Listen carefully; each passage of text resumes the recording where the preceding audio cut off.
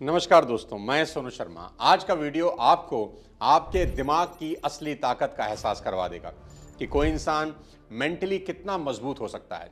आज की इस बेहद हैरान करने वाली वीडियो में मैं आपको बताऊंगा कि दिमागी ताकत के आगे सभी प्रॉब्लम बिल्कुल बौनी होती हैं।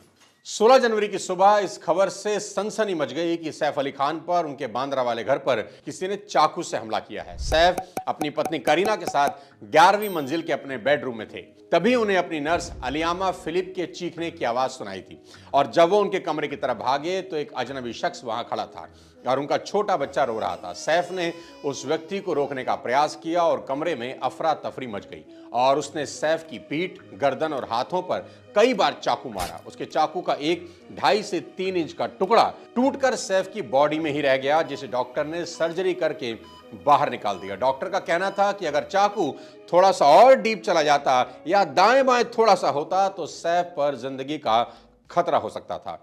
लगभग 5 दिन हॉस्पिटल में रहने के बाद 21 जनवरी को सैफ अली खान को डिस्चार्ज मिला। अब आप सोच रहे होंगे कि मैं सैफ अली खान की कहानी आपको क्यों सुना रहा हूं। बताता हूं आपको।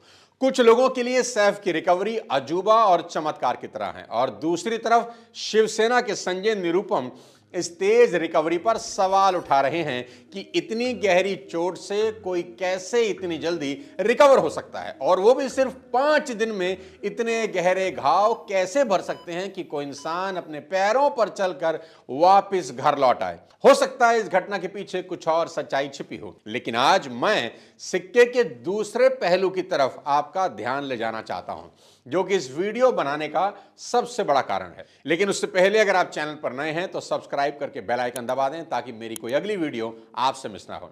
दोस्तों, क्या यह हो सकता है कि कोई इंसान मेंटली इतना मजबूत हो कि उसकी रिकवरी समय से पहले हो जाए?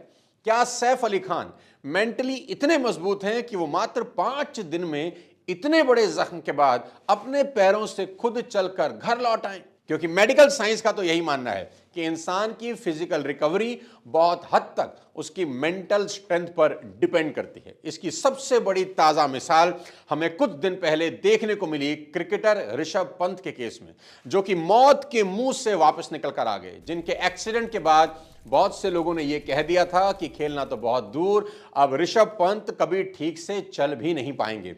लेकिन सिर्फ 14 महीने, जी हां, सिर्फ 14 महीने में ऋषभ पंत न सिर्फ ठीक हुए बल्कि T20 वर्ल्ड कप जीतने वाली टीम का हिस्सा बने। इसलिए सैफ अली खान की रिकवरी में जितना डॉक्टर का कमाल है उतना उनकी खुद की मेंटल स्ट्रेंथ का भी बहुत बड़ा रोल हो सकता है। लेकिन फिर भी अगर आपको यह सब इत्तेफाक लगता है तो इस वीडियो को आखिरी तक देखिए। मेरा दावा है कि आपकी सोच को आज 440 वॉट का झटका लगने वाला है, क्योंकि आज के इस वीडियो में मैं आपको ऐसे जाबाज बहादुर लोगों की कहानियां सुनाने वाला हूं जिन्होंने अपने हौसलों और जिद के आगे हर हादसे को बौना साबित कर दिया। और मेरी गारंटी है कि इस वीडियो को देखने समझने के बाद कोई नहीं पूछेगा कि सैफ इतनी जल्दी ठीक कैसे हो गए। तो हौसले और जिद की पहली कहानी है एक 13 साल की लड़की बेथनी हैमिल्टन। बेथनी जब सिर्फ 13 साल की थी तो समंदर में सर्फिंग कर रही थी। सर्फिंग के दौरान उनके ऊपर एक शार्क ने हमला कर दिया। इस हमले में शार्क उनका बायां हाथ चबा गई। बेथनी को हॉस्पिटल ले जाया गया। आपको अगर सैफ अली खान के 5 दिन में घर लौटने पर ताज्जुब हो रहा है तो अंदाजा लगाइए कि बेथनी हैमिल्टन को घर लौटने में कितना वक्त लगा होगा, जिसका एक हाथ ही शार्क खा गई हो। जो मैं बताने वाला हूं उसे सुनकर आपको अपने कानों पर यकीन नहीं होगा, पर एक एक बात 100 आने सच है। वो सिर्फ 13 साल की लड़की एक हाथ गंवाने के सिर्फ 1 महीने के बाद उसी समंदर में सर्फिंग बोर्ड लेकर खड़ी थी। पूरी दुनिया की मीडिया उस लड़की के हौसले और जिद को दांतों तले उंगली दबाए देख रही थी। आमतौर पर लोग ऐसे हादसों से फिजिकली रिकवर हो जाएं, पर मेंटली उन्हें जो सदमा लगता है उससे उबरने में सालों बीत जाते हैं। पर जैसा कि मैं कहता आया हूं कि मेंटल स्ट्रेंथ कितनी पावरफुल चीज है, आपको उसका अंदाजा भी नहीं है। पर टेंशन ना लीजिए, इस वीडियो की हर कहानी के साथ आपको आपके ब्रेन की पावर का अंदाजा लगता चला जाएगा। अगली ऐसी ही कहानी है एक 20 साल के नौजवान की जो भारत के लिए क्रिकेट खेलना चाहते थे। 1961 में इंग्लैंड में ट्रैवलिंग के दौरान एक कार हादसे में उनकी एक आंख की रोशनी चली गई। ये क्रिकेट का वो दौर था जब ना तो हेलमेट सही से डिजाइन होते थे और ना ही आज की तरह गेंदबाजों के ऊपर किसी तरह की नियमों की कोई लगाम थी। सही मायने में कहा जाए तो ये वो वक्त था जब टेस्ट मैच का असली मतलब होता था आग उगलती गेंदों के सामने बल्लेबाजों की काबिलियत का इम्तिहान। उस रोड एक्सीडेंट में अपनी राइट आई गंवाने के सिर्फ 6 महीने के अंदर उस नौजवान ने न सिर्फ इंडियन टीम में डेब्यू किया बल्कि वो उस वक्त की भारतीय टीम के सबसे सफल कप्तान बने। उनकी कप्तानी में इंडियन टीम को पहली बार टेस्ट में जीत नसीब हुई। उनके नाम पर टेस्ट में 6 शतक और एक दोहरा शतक है और ये सब कुछ उन्होंने किया सिर्फ एक आंख की रोशनी के दम पर, और वो भी उस समय की पिच और खूंखार गेंदबाजों के सामने जिस जमाने में पिच पर खून बहना आम बात थी। आप बिल्कुल ठीक सोच रहे हैं, मैं बात कर रहा हूं सैफ अली खान के पिता नवाब मंसूर अली खान पटौदी के बारे में, जिन्हें प्यार से लोग टाइगर पटौदी बुलाते थे। जहां 2 आंख से भी 150 किलोमीटर की स्पीड से आ रही गेंद को देखना नामुमकिन होता है, वहां नवाब पटौदी एक आंख से बॉलरों की कुटाई कर रहे थे।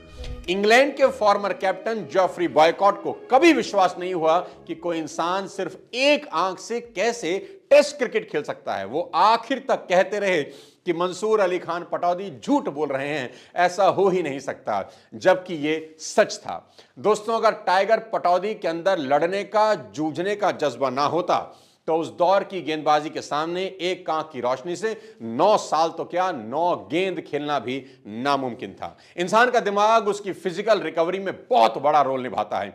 अगली कहानी ध्यान से सुनिए। यह कहानी एक ऐसे हॉकी प्लेयर की है जो सिर्फ 17 साल की उम्र में ओलंपिक में डेब्यू करने वाला दुनिया का यंगेस्ट हॉकी प्लेयर बनता है और अगले ही साल जूनियर वर्ल्ड कप में सबसे ज्यादा गोल करने वाला प्लेयर भी। साल 2006 में उसकी परफॉर्मेंस की वजह से उसे वर्ल्ड कप के लिए चुना जाता है। हॉकी की दुनिया इस नए उजले सितारे के इस्तकबाल के लिए बेताब है, पर एक हादसा इस सितारे को अपनी आगोश में लेने के इंतजार में बैठा था। तारीख थी 22 अगस्त 2006। यह खिलाड़ी अपनी टीम को ज्वाइन करने के लिए कालका शताब्दी एक्सप्रेस से दिल्ली आ रहा था। तभी रेलवे गार्ड की बंदूक से गलती से गोली चलती है और सीधा उस खिलाड़ी के लोअर एब्डोमेन में लगती है। फिर 30 दिन के बाद उस खिलाड़ी को हॉस्पिटल में होश आता है। डॉक्टर उसे बताते हैं कि उसकी कमर के नीचे का हिस्सा पैरालाइज हो गया है और अब वो पूरी जिंदगी कभी हॉकी स्टिक नहीं उठा पाएगा। 20 साल की उम्र में दोस्त, जहां लोगों का करियर शुरू भी नहीं हो पाता और यहां डॉक्टर ने उसके करियर पर दी एंड का ठप्पा लगा दिया। डॉक्टर ने कहा कि अगर तेज रिकवरी चाहिए तो एक ही तरीका है, कितना भी दर्द तुम्हें हो पेन किलर कभी मत खाना। और बस उस 20 साल के लड़के के लिए इतनी उम्मीद ही काफी थी। उसने एक हॉकी स्टिक को मोटिवेशन के लिए अपने पास रखा और अगले 1 साल तक वो लड़का दर्द से तड़पता रहा, रोता बिलखता चीखता रहा, पर उसने एक दर्द की गोली भी अपने गले के नीचे नहीं उतारी। उसका नतीजा क्या हुआ? 1 साल के अंदर वो अपने पैरों पर खड़ा हो गया और फिर अगले साल 2008 में वो वापस उसी टीम का हिस्सा बना जिस टीम की जर्सी उस हादसे ने उससे छीन ली थी। और ठीक 1 साल के बाद वो लड़का अजलान शाह हॉकी टूर्नामेंट में मैन ऑफ द टूर्नामेंट का खिताब जीतता है। उसकी कहानी पर दिलजीत दोसांझ एक फिल्म बनाते हैं सूरमा नाम से, और उस सूरमा का नाम है संदीप सिंह, जो बाद में हरियाणा के स्पोर्ट मिनिस्टर भी बनते हैं। दोस्तों, अब तक के वीडियो से ये तो समझ में आ गया होगा कि आपकी जिंदगी में आपके ब्रेन का कितना बड़ा रोल है। एक बड़ी मशहूर किताब है ब्रेन दैट चेंज इटसेल्फ। उसमें एक neuroscientist Paul Bach y Rita की कहानी है, जिससे सुनने के बाद आपको समझ आ जाएगा कि सैफ अली खान, संदीप सिंह, बेथनी हैमिल्टन जैसे लोगों ने इतनी जल्दी रिकवरी कैसे की। पॉल के पिता पेट्रो एक टीचर थे, पर एक स्ट्रोक की वजह से वो पैरालाइज हो गए और छोटे छोटे काम के लिए दूसरों के मोहताज हो गए। डॉक्टरों ने हाथ खड़े कर दिए कि अब यही इनकी जिंदगी है, पर पॉल के बड़े भाई जॉर्ज, जो कि एक साइकेट्रिस्ट थे, उन्होंने डॉक्टर के इस फैसले को मानने से इनकार कर दिया और वो अपने पिता की देखभाल के साथ साथ उनसे बातें करते, उनको मोटिवेट करते, उनको भरोसा दिलाते रहते कि कुछ नहीं है, आप ठीक हो सकते हैं। धीरे धीरे कुछ सालों में पॉल के पिता पेड्रो ना सिर्फ चलने फिरने लगे, बल्कि उन्हें वापस टीचिंग का काम शुरू कर दिया और कई किताबें लिख डाली। बाद में जब उनकी मौत हुई तो मेरी जैन नाम की एक डॉक्टर ने पेड्रो की बॉडी ऑटोप्सी की, जिसके बाद पता चला कि पेड्रो की बॉडी कभी पूरी तरह से रिकवर ही नहीं हुई थी। यहां तक कि उनके दिमाग का वो हिस्सा जो बॉडी पार्ट को कंट्रोल करता था वो भी 97% डैमेज था, पर बाकी बचे सिर्फ 3% ने पेड्रो की विल पावर की वजह से खुद को रीऑर्गेनाइज करना शुरू किया। यानी पेड्रो की पूरी बॉडी को उनका दिमाग, उनकी विल पावर चला रही थी। इस करिश्मे को मेडिकल साइंस में नाम दिया गया न्यूरोप्लास्टिसिटी। इसी की मदद से अंधे लोग सिर्फ छू कर चीजों को देख सकते हैं, क्योंकि स्किन जो डेटा दिमाग को देती है, दिमाग उसी से एक तस्वीर बना लेता है। इसी कारण से आपने अक्सर किसी क्रिटिकल मरीज के बारे में डॉक्टर को यह कहते सुना होगा कि अगर इसके अंदर जीने की चाह होगी ये ठीक हो सकता है, वरना हम अपनी तरफ से सब कुछ कर चुके हैं। इस वीडियो को अब मैं एक और हीरो की कहानी से खत्म करने वाला हूं, पर उससे पहले इतना जान लीजिए कि इंसान के शरीर की हर मसल को लेकर रिसर्च हो चुकी है, पर इंसान का दिमाग आज भी साइंस के लिए अबूझ पहेली बना है। ये वो कहानियां हैं जो मशहूर हुई, न जाने ऐसी कितनी कहानियां हैं जो खबरों तक ही नहीं आ पाई। अगर आप भी किसी ऐसी कहानी को जानते हैं तो कमेंट में जरूर शेयर करें। अब आते हैं इस वीडियो की आखिरी कहानी पर। यह कहानी है एक वर्ल्ड चैंपियन की, जिनका नाम है निकी। निकी को फार्मूला 1 के इतिहास के महानतम रेसर्स में से गिना जाता है, पर उनकी महानता की सबसे बड़ी वजह उनकी कमबैक स्टोरी है। तारीख थी 1 अगस्त 1976। जर्मन ग्रैंड प्री में रेसर निकी अपनी फरारी चला रहे थे। अचानक उनकी फरारी का कंट्रोल बिगड़ा और वो क्रैश हो गई, और अगले ही पल फरारी में आग लग गई। और जब तक निकी को निकाला गया तब तक उनका चेहरा और हाथ बुरी तरह जल चुका था। आग से निकला जहरीला धुआं निकी के फेफड़ों को डैमेज कर चुका था। यह एक्सीडेंट इतना भयानक था कि निकी के अंतिम क्रिया के लिए एक पादरी तक को बुला लिया गया था, पर निकी की सांसें अभी चल रही थी। उन्हें हॉस्पिटल ले जाया गया। उनके बचने के चांसेस बिल्कुल जीरो थे, पर फिर भी वो बच गए। वो दोबारा रेस ट्रैक पर लौटेंगे ये कोई सोच भी नहीं सकता था।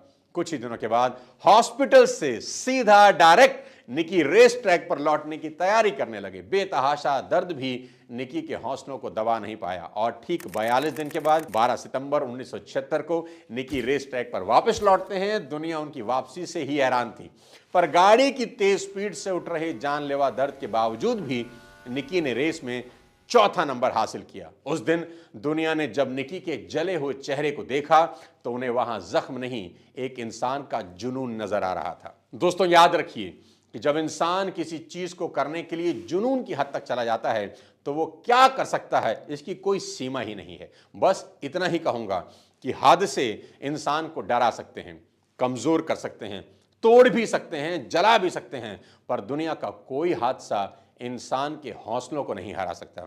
उम्मीद है आज का ये वीडियो आपको जरूर पसंद आया होगा। ये वीडियो हर उस इंसान को भेज दें जो जिंदगी में कुछ बड़ा करना चाहता है पर छोटी मोटी परेशानियों से घबरा रहा है।